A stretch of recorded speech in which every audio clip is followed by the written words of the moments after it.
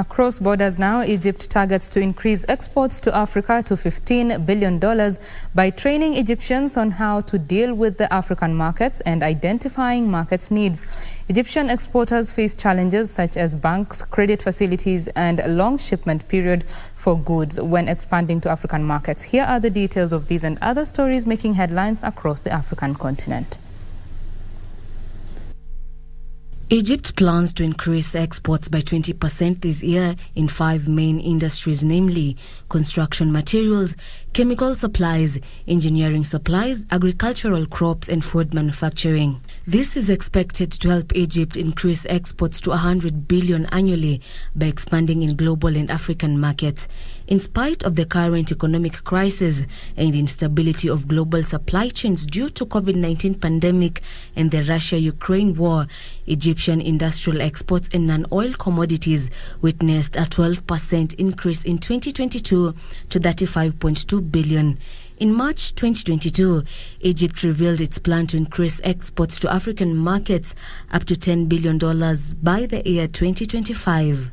Elsewhere, the Tanzania government says it will act decisively on the abandoned horticulture estates in Arusha in its new bid to boost the multi-million-dollar industry.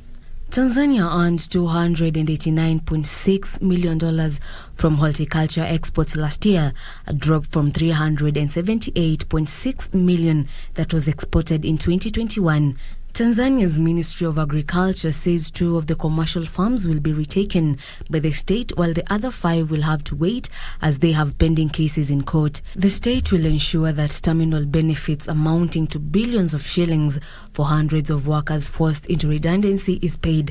The Minister for Agriculture says the government has decided to intervene in order to get the farms back in production. Finally, the Nigerian National Petroleum Company Limited has announced the removal of Eroton as the operator of the joint venture in line with the provisions of the Joint Operating Agreement.